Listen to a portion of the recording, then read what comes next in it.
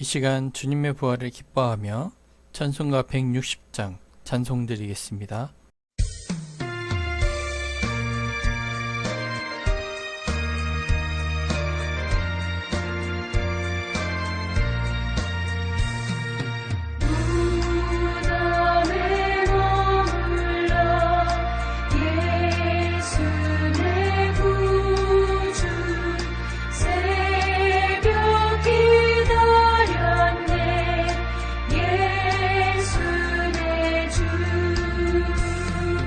원수를 다 이기고 무덤에서 살아나셨네. 어두움을 이기시고 나와서 성도와 함께 길을 다스리시네. 사셨네 예수 다시 서셨네.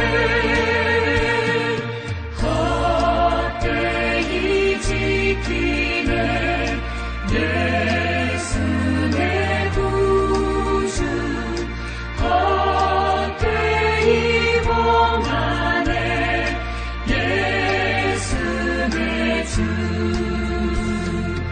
원수를 다 이기고 무덤에서 살아나셨네. 어두움을 이기시고 나와서 성도와 함께 길을 다스리시네. 사셨네 예수 다시 서셨네.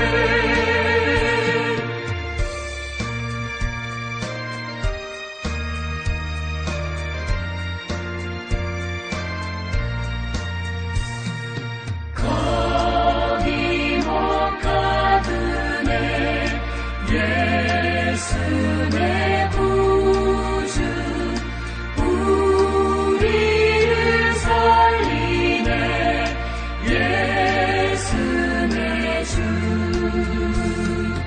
원수를 다 이기고 무덤에서 살아나셨네.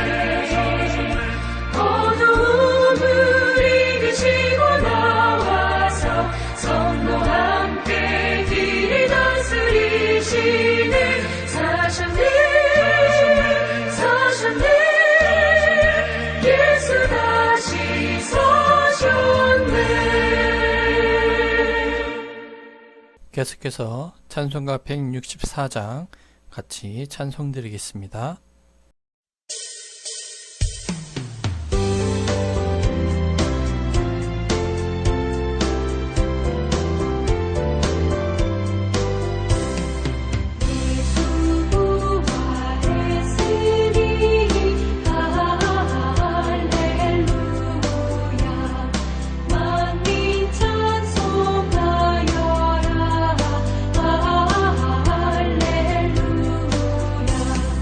저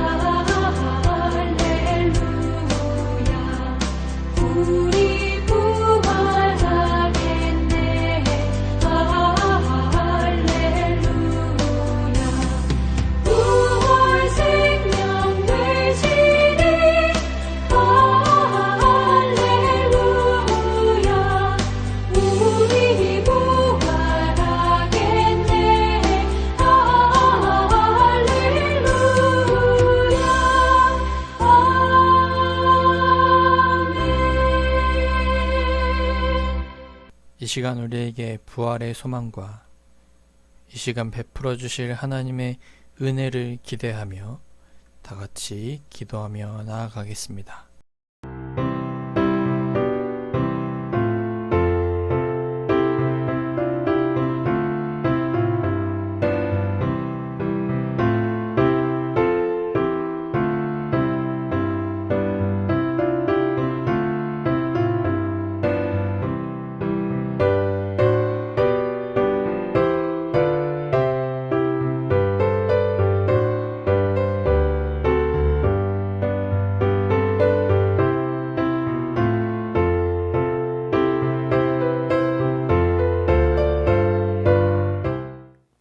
하나님 아버지, 은혜를 감사합니다.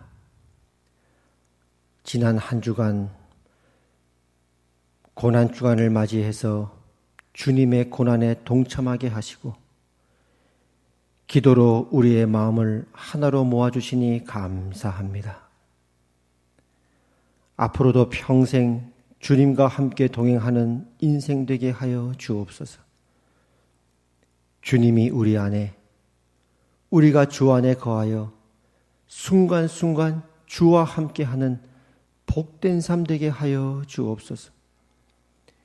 이 시간도 진리 가운데로 우리를 인도해 주시기를 기도합니다.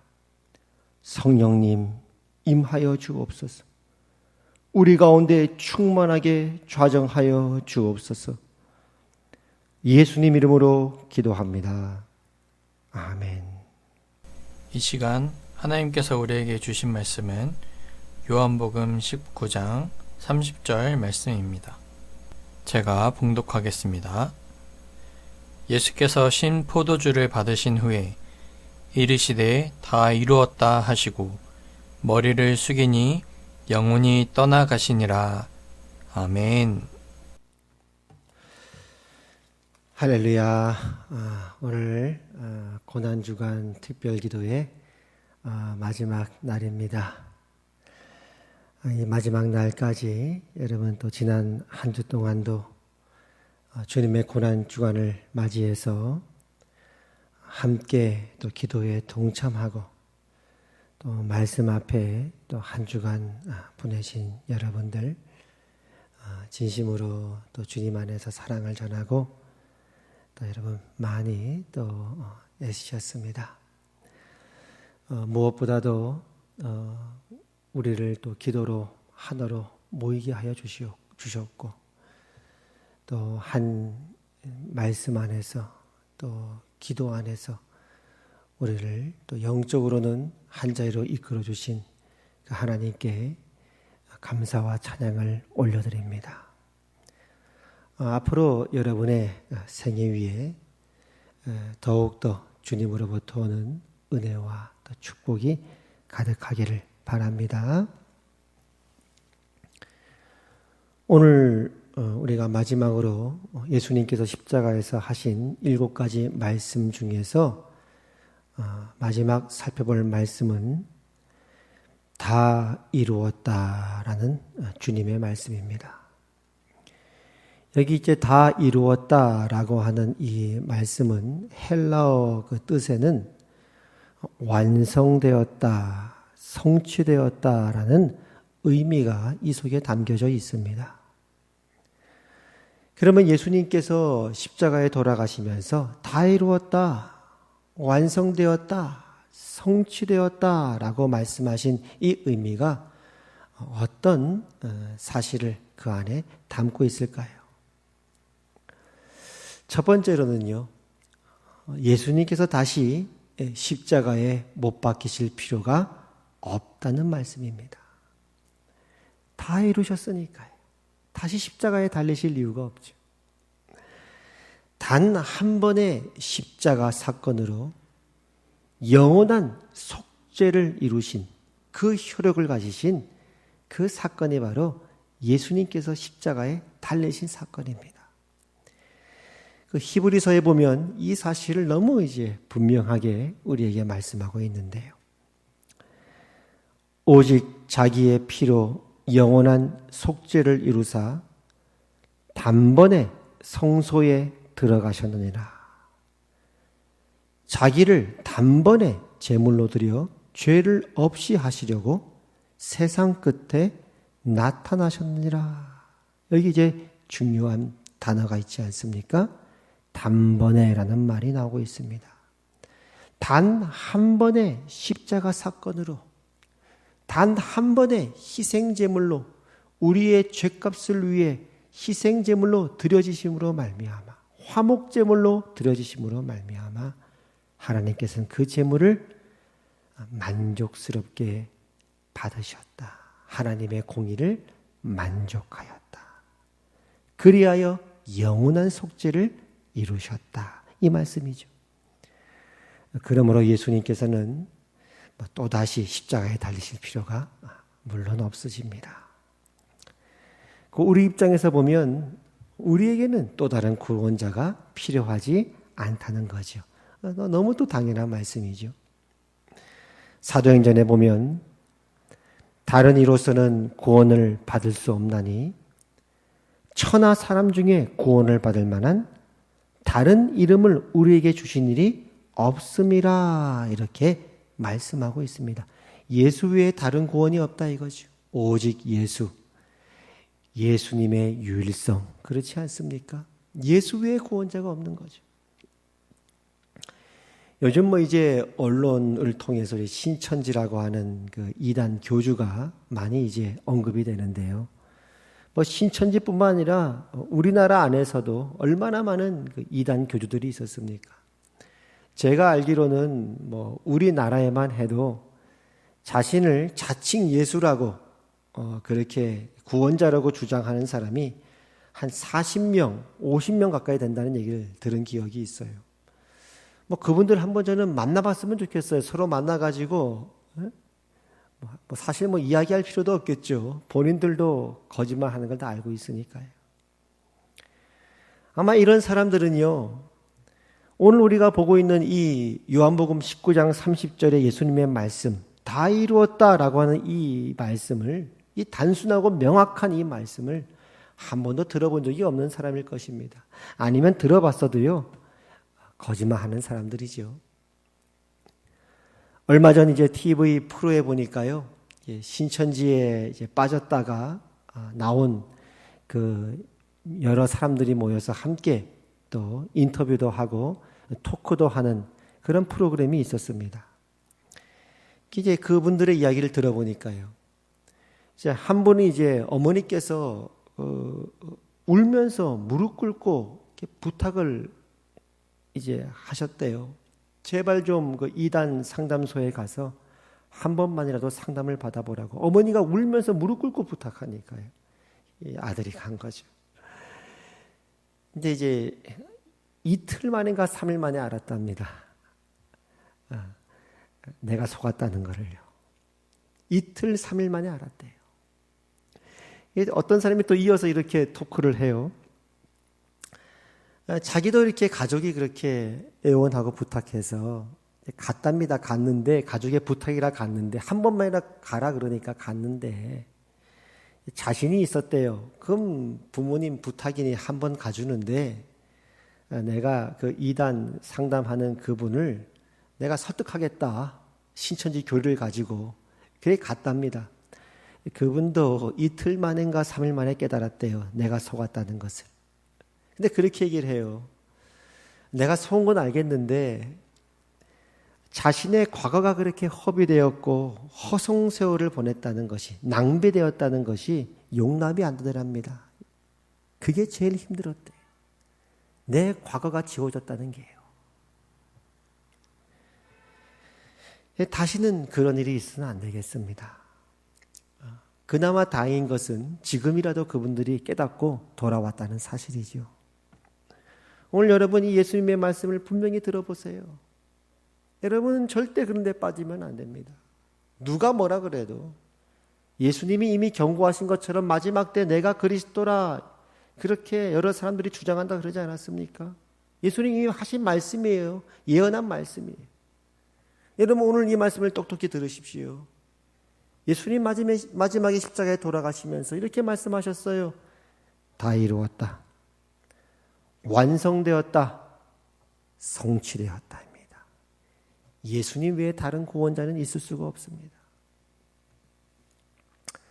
두 번째로 우리 또 입장에서 보면 우리가 한번 예수님을 믿고 영접했다면 다시 예수님을 영접할 필요가 없는 것입니다. 예를 들어 어떤 아들이 아버지 말씀을 거역을 했어요. 그럼 이제 아버지로부터 이제 혼나고 야단맞지 않겠습니까? 그렇게 혼나고 야단맞은 그 자녀가 다시 아버지의 자녀가 되기 위해 무슨 일을 한다. 그런 일은 있을 수가 없죠. 그 아버지와 자녀의 관계는 그건 이제 어떤 존재로서 존재하는 거니까요. 그건 변할 수가 없는 사실 아닙니까? 한 번 아버지의 자녀면 영원히 자녀고 내가 그 자녀의 아버지라고 하는 사실만큼은 변하지 않는 거 아닙니까? 그건 또 행위의 문제도 아니죠. 어떤 행위를 해서 자녀가 된 것도 아니죠. 여러분 자녀들 생각해 보세요. 저도 자녀가 있지만은 여러분의 자녀들이 뭘 해서 여러분의 자녀가 된 게 아니잖아요. 여러분의 자녀로 태어났기 때문에 여러분의 자녀가 된 거 아닙니까? 여러분은 그들의 아버지와 어머니가 된 거고요. 이와 같이 영적으로도 마찬가지예요. 성경에서는 이게 존재의 문제인데 행위의 문제가 아니라 존재의 문제인데 우리가 예수님을 믿고 구원받았다. 하나님의 자녀가 되었다. 라는 이 표현인데요. 이걸 다른 말로는 거듭났다라고 표현하지 않습니까? 거듭났다. 거듭났다. 탄생이죠. 태어난 거죠. 다시 태어난 거죠. 이거는 존재로서 태어나는 문제지 어떤 행위의 문제가 아닌 겁니다. 육신적으로 한번 또 이렇게 예를 들어 봅시다. 여러분 태어났습니까? 네, 그렇죠. 태어났으니까 지금 여기 있는 거 아닙니까? 태어났습니다. 그건 거부할 수 없는 사실, 분명한 사실이죠. 난 태어났습니다. 이게 존재하고 있습니다. 어떻게 태어났습니까?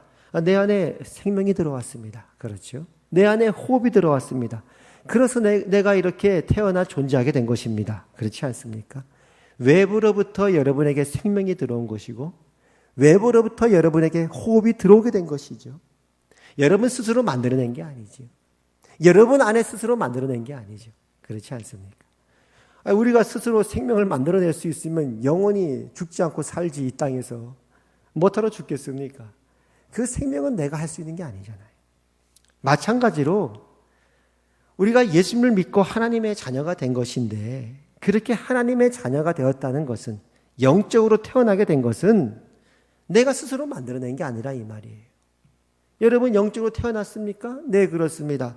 어떻게 그렇게 됐습니까? 하면 이렇게 대답하는 거예요. 내가 복음을 듣는 순간 예수님이 내 죄를 위해 십자가에 죽으시고 죄값을 치르셨고 부활했다는 이 복음을 듣는 순간 성령께서 내 안에 활동을 하신 거예요. 그래서 마치 바람이 부는 것처럼 신비한 방법으로 내 안에 마치 육신의 생명이 들어온 것도 신비한 거 아닙니까? 그런 인간이 할 수 있는 영역이 아닌 하나님의 영역인데 하나님이 생명을 창조하는 영역인데 그렇게 바람이 부는 것처럼 신비한 어떤 과정을 통해서 내 안에 믿음이 생겼고 내 안에 영적인 감각이 생겨서 내가 예수님을 믿게 됐습니다. 믿음이 생긴 거니까요. 영적 감각이 생긴 거니까요. 그래서 내가 그 순간 하나님의 자녀로 탄생하게 되었습니다. 그러니까 내가 예수님을 믿고 영접했다라고 하는 것은 하나님의 자녀가 됐다는 것은 존재의 문제고 하나님과 나와의 관계의 문제이기 때문에 이건 영원히 변할 수가 없는 거라 이 말이죠. 그래서 만약 우리가 하나님의 자녀가 된 이후에 하나님의 말씀을 거역하고 불순종하면 어떻게 됩니까? 하나님께서 마음이 아프죠. 자녀가 말을 안 들으니까 곁길로 가니까. 그러니까 하나님께서는 때로 우리 인생 가운데 간섭하지 않습니까? 물론 평상시에도 늘 우리와 함께 하시고 우리 인생에 함께하는 분이지만 우리 인생에 간섭하셔서 우리를 징계하시죠. 그러나 그렇게 징계를 받은 우리가 다시 하나님의 자녀가 되기 위해 예수님을 영접한다. 이런 일은 없다 이거죠. 어떤 면에서는 하나님께서 우리를 징계하신 것은 우리가 하나님의 자녀가 되었기 때문에 징계하는 것이기도 하죠. 아니면 그냥 내버려 두시기도 하지 않습니까?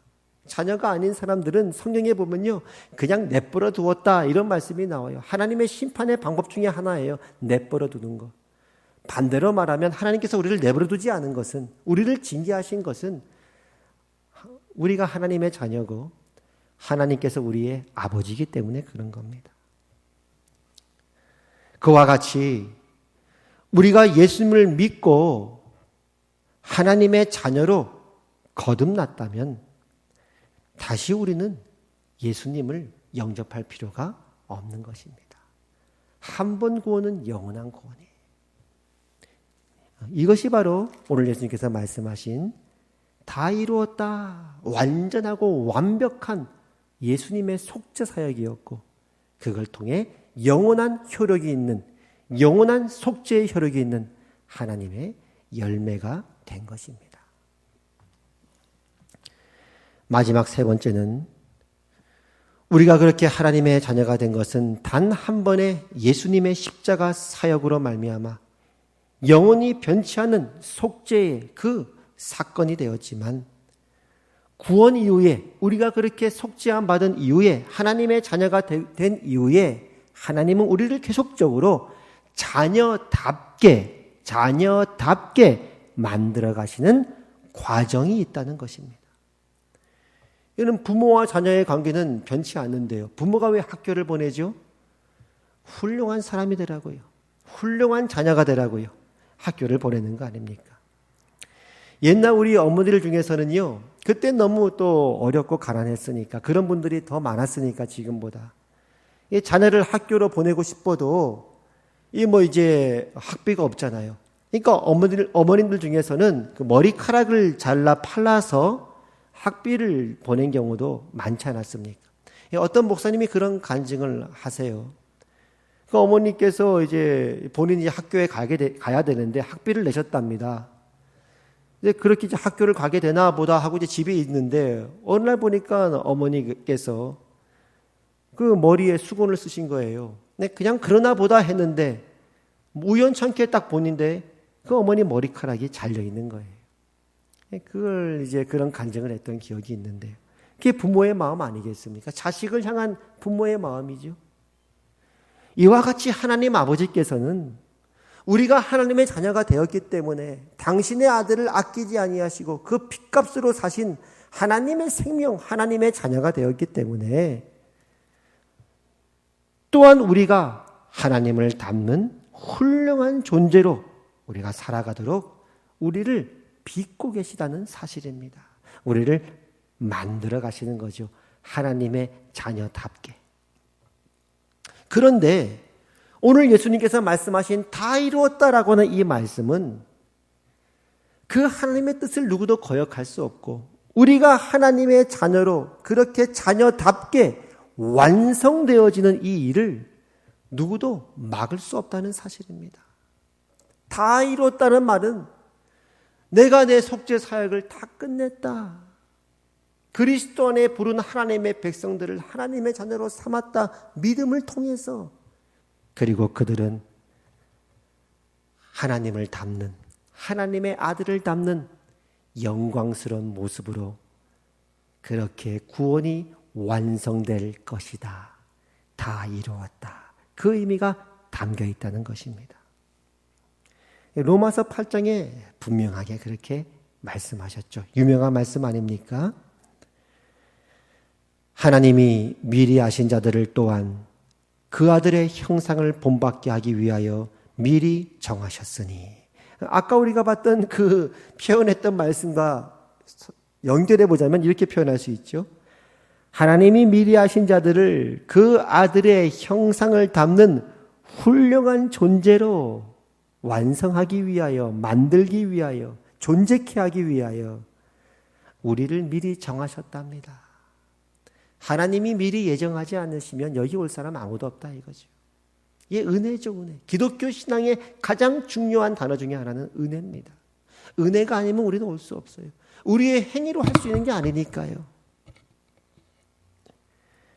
30절에 보면 또 미리 정하신 그들을 부르시고, 하나님 우리를 부르셨죠. 부르지 않으면 우리는 하나님의 자녀가 될 수 없고 예수님 믿을 수 없는 거예요.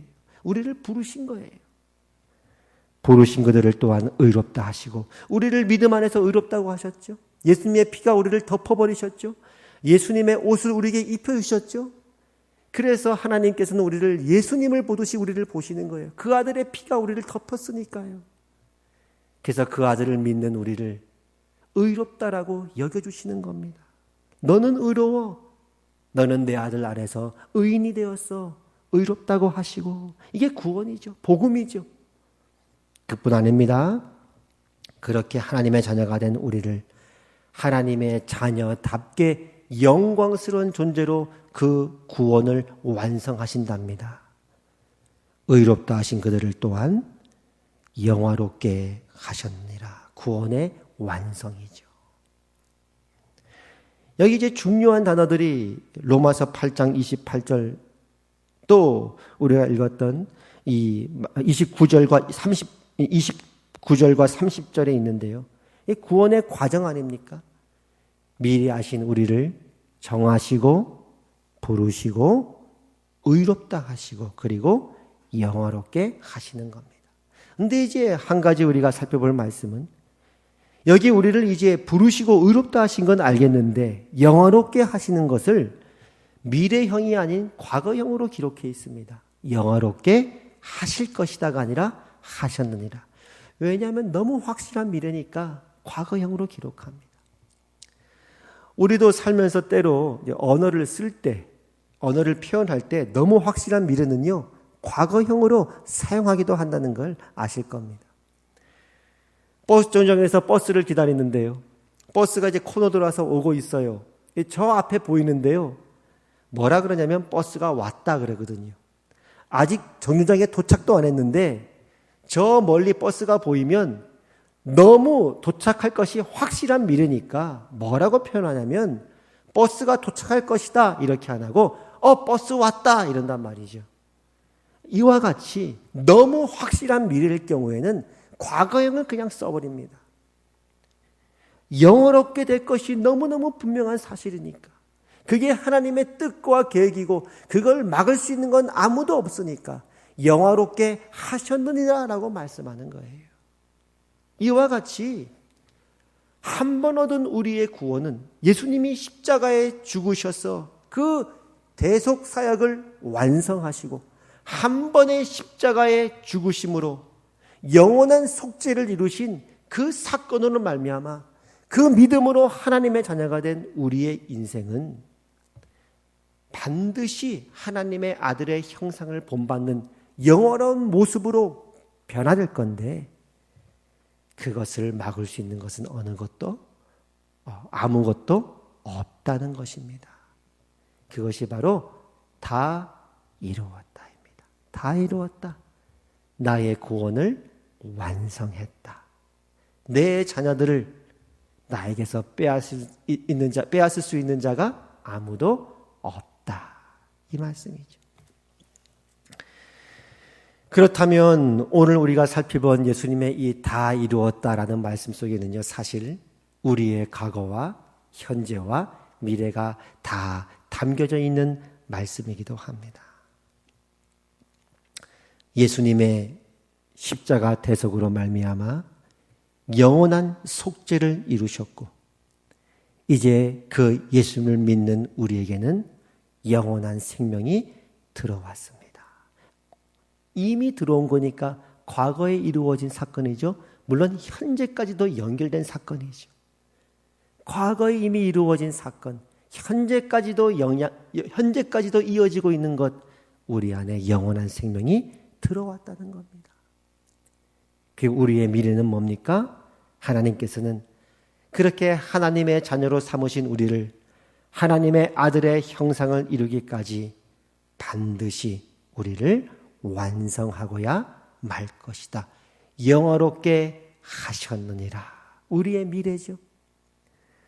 그러면 우리 그리스도인의 삶은요, 우리는 우리의 과거와 우리의 미래를 알고 있는 사람들입니다.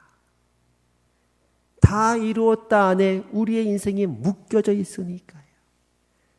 우리는 이미 영원한 생명을 얻었고 우리의 미래는요 심판에 이르지 아니하나니 반드시 우리는 그 아들의 형상을 담는 영원한 존재가 될 것이고 되었다.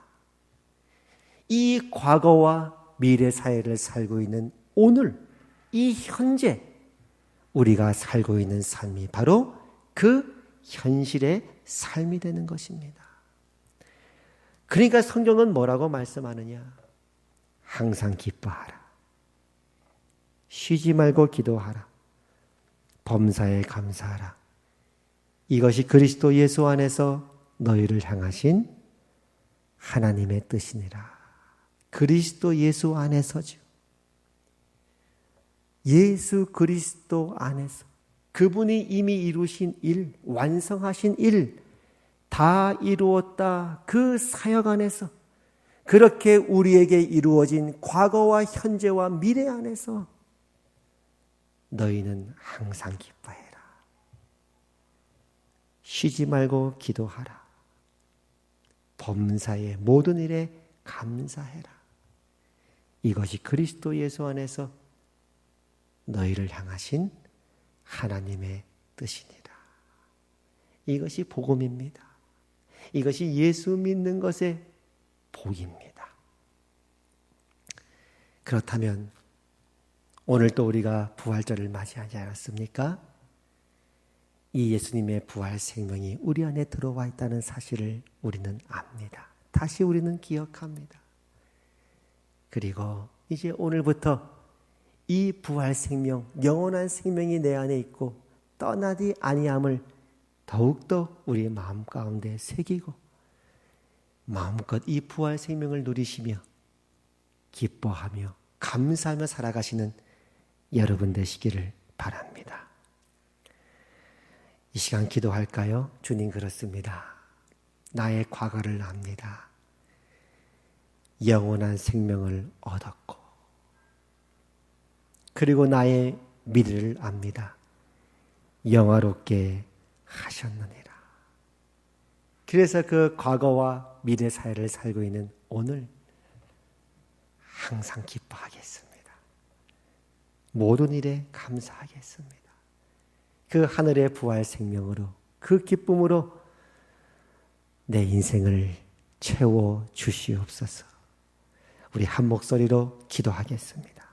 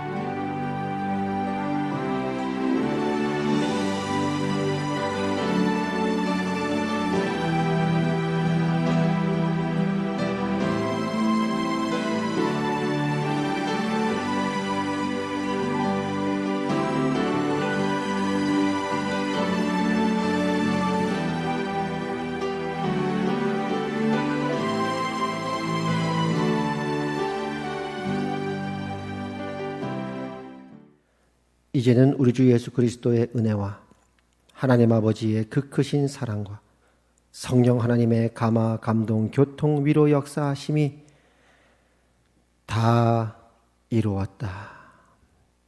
오늘 주님의 그 말씀 안에 우리의 과거와 현재와 미래가 담겨 있음을 알아 항상 기뻐하고 쉬지 말고 기도하며 모든 일에 감사하며 살도록 부름받은 우리 화평교회 모든 권속들을 위해 하나님의 백성들을 위해 이제부터 영원까지 항상 함께 하시기를 주님의 이름으로 축원하옵나이다.